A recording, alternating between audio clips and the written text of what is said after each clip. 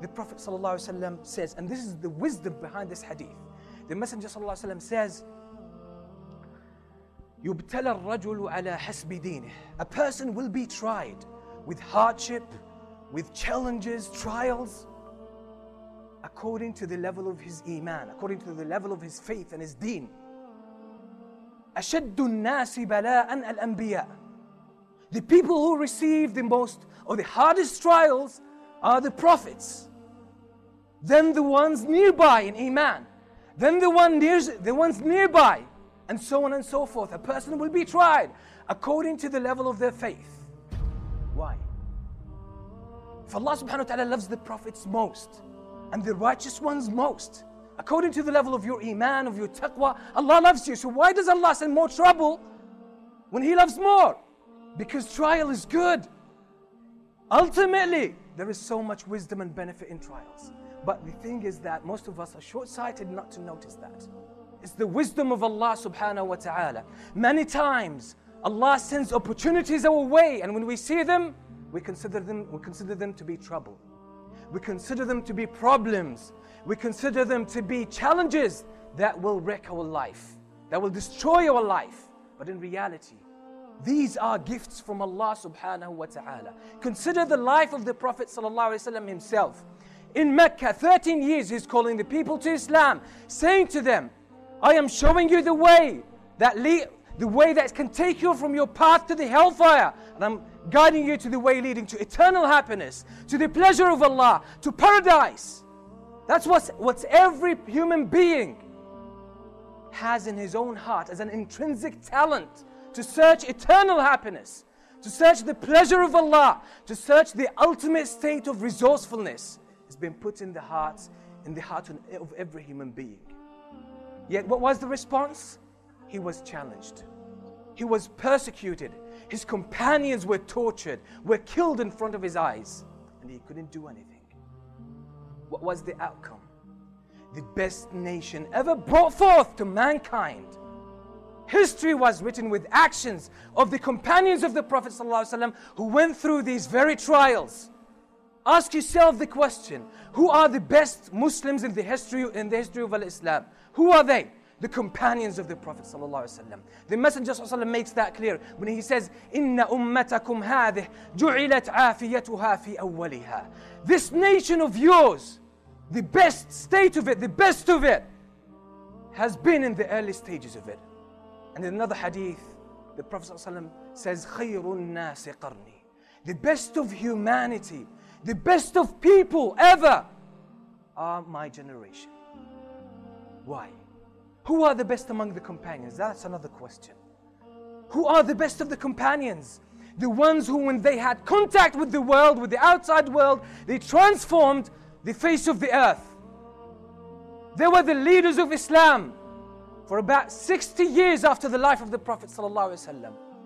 The amount of transformation they brought to humanity has no parallel whatsoever. Where did it come from? It came from the persecution they went through in the early stages. So if Allah subhanahu wa ta'ala wants to transform you, Allah wants to make you a better Muslim, you cannot ascend to a higher level of faith, of iman, of skill, of personal strength. What does Allah subhanahu wa ta'ala do? What does Allah subhanahu wa ta'ala do to you? If you settle for complacency and you feel relaxed, you don't want to get out of your comfort zone, what does Allah subhanahu wa ta'ala do to you? He sends trials your way. Why? To transform you, so that you become a better person. And this is one of the explanations that the scholars gave for the very famous verse that we quote when we are in trouble. فَإِنَّ مَعَ الْعُسْرِ يُسْرًا إِنَّ مَعَ الْعُسْرِ يُسْرًا. Indeed, with every hardship, there is ease. That's the ease. The ease is within the hardship itself, but it manifests itself best when the hardship is over and you find yourself to be a totally different person on a higher level of faith, a higher level of conduct, a higher level of achievement in every aspect of your life. But when we are in the trial, what happens? Our intellect, our understanding contracts. We start to question the wisdom of Allah subhanahu wa ta'ala. But bear in mind, whenever a trouble comes your way, consider that to be a gift from Allah subhanahu wa ta'ala, and you have been unable to grow up to a higher level, and Allah has given you the opportunity now. But by the way, if you don't maintain this mentality or this outlook on trial, what will happen? The trial will turn out to be punishment for you, and you will miss all the advantages of that. Who says that? The Prophet ﷺ. He makes it clear when he says in the hadith, which he actually narrates from Allah subhanahu wa ta'ala, a hadith Qudusi, divine hadith. Allah subhanahu wa ta'ala says, and listen to this beautiful statement.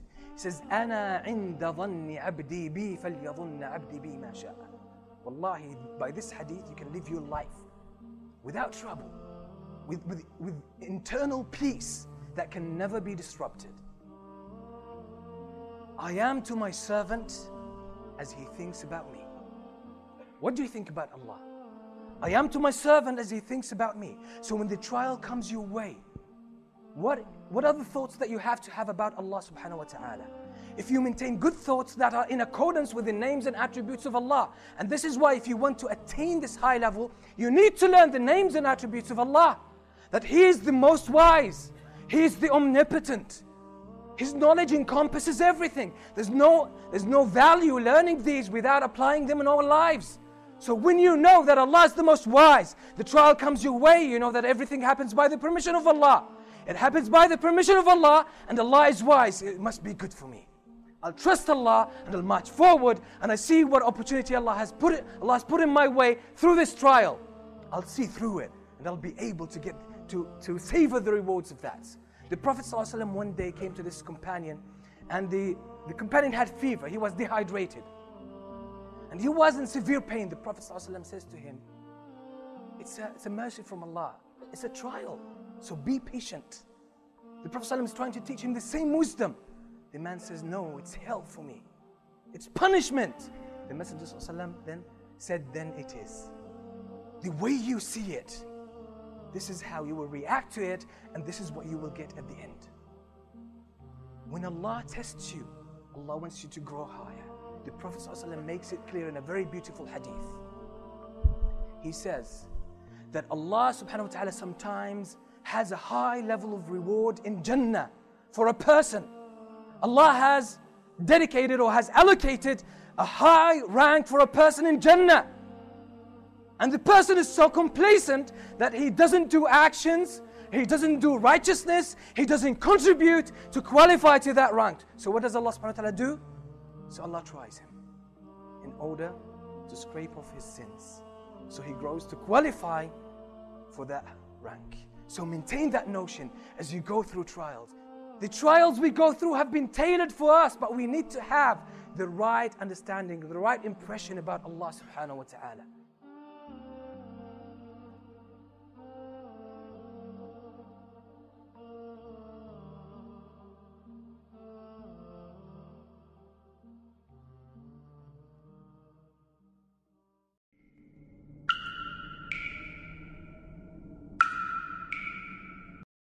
Assalamualaikum warahmatullahi wabarakatuh. Innalhamdulillah wassalatu wassalamu ala rasulillah wa ala alihi wa ashabihi wa mawalah amma ba'd. Kaum muslimin, para pemirsa rahimani wa rahmatullah. Nabi kita sallallahu alaihi wasallam bersabda, "Man shoma ramadhana imanan wa ihtisaba, ghufira lahu ma taqaddama min dambihi wa ma ta'akhkhara." Beliau bersabda, barang siapa yang berpuasa Ramadan karena iman dan mengharapkan pahala, maka dia diampuni dosa-dosanya, baik yang telah lalu maupun yang akan datang. Para pemirsa, kalau kita cermati dari sabda Nabi SAW di atas, maka betapa besar pahala yang dijanjikan oleh Rasulullah SAW bagi yang berpuasa Ramadan. Betapa tidak, bahwa dia akan mendapatkan ganjaran berupa ampunan dosa dari seluruh dosanya, baik yang telah lalu maupun yang akan datang. Namun para pemirsa,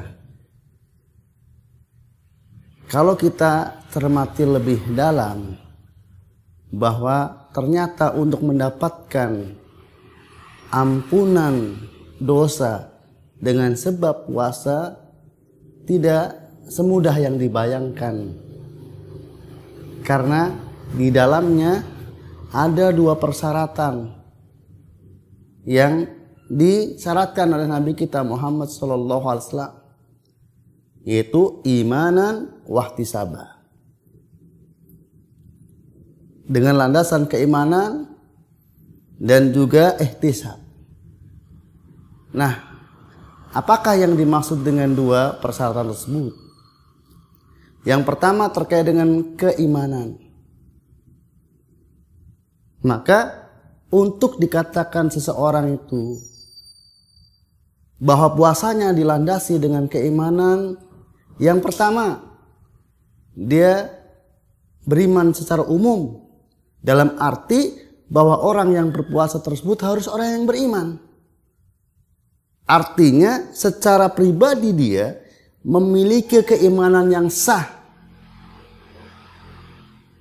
Jadi bukan orang kafir, bukan orang yang telah batal imannya disebabkan tindakan atau perilaku, walaupun dia asalnya muslim misalnya, tetapi ternyata sesungguhnya pada dirinya ada kekafiran, sehingga tidak layak dia mendapatkan predikat orang yang beriman.